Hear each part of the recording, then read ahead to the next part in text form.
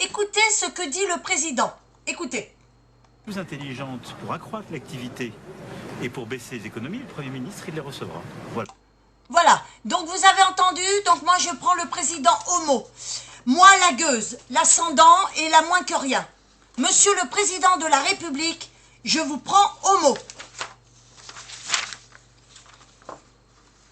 Monsieur le président, vous avez déclaré que si quelqu'un avait des idées plus intelligentes pour relancer l'activité et faire des économies, le Premier ministre les recevrait. Eh bien, je vous prends au mot. Je ne suis ni haut fonctionnaire, ni ministre, ni experte entourée de conseillers. Je suis citoyenne, chômeuse, précarisée, mais lucide. Et aujourd'hui, je vous dis ceci.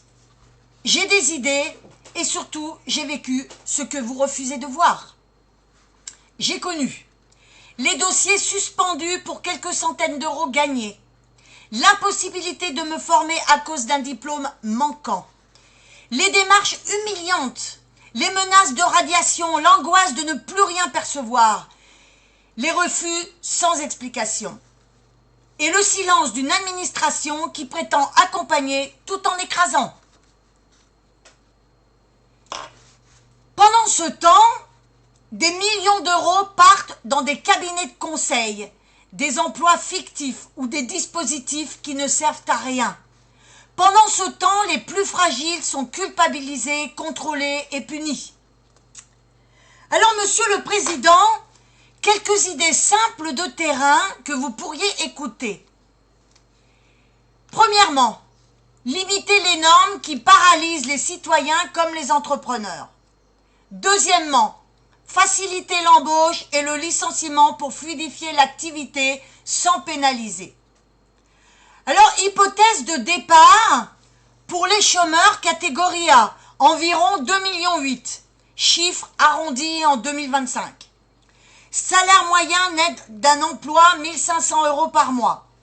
Cotisation sociale patronale plus salariale, environ 45% du brut charge pour l'État.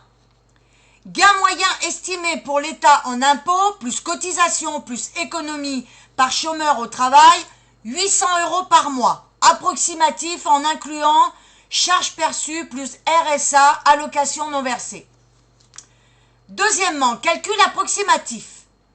2,8 millions de chômeurs, multiplié par 800 €, multiplié par 12 mois, c'est égal à 26 milliards 88 par an.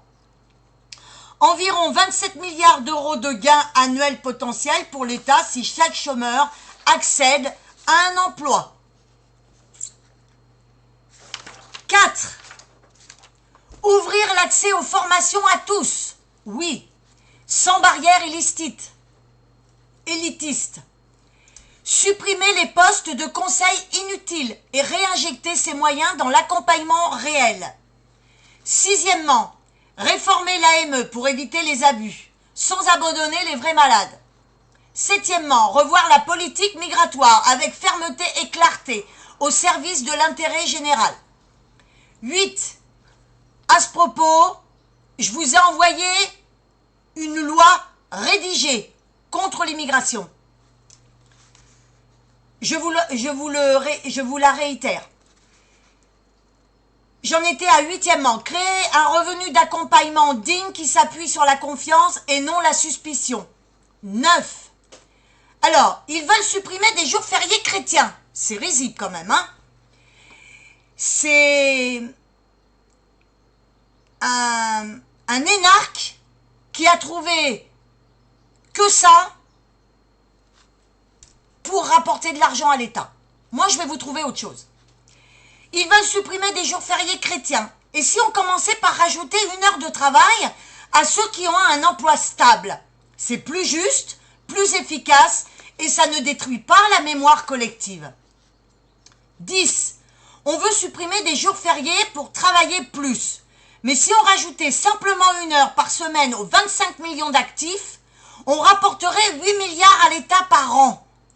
Plus les chômeurs que vous remettez au travail, ça ferait 27 milliards plus 12 milliards.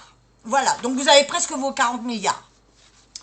Alors donc, arrêtez de diviser les Français entre ceux qui bossent et ceux qui coûtent, soi-disant, parce que moi aussi j'ai travaillé, et si je suis dans cette situation, c'est parce que votre système bloque, pas parce que je suis fainéante. Je ne vous demande pas une faveur, je vous demande d'entendre enfin ce que vivent des millions de gens comme moi. Et si vous êtes sincère dans vos paroles, alors recevez-nous, écoutez-nous et respectez-nous. Sinon, votre appel aux idées n'était qu'un écran de fumée de plus. Je vous rappelle, vous avez dit que vous nous recevrez. Donc j'attends votre proposition de rendez-vous. Aïcha Nemouche, citoyenne, chômeuse et debout.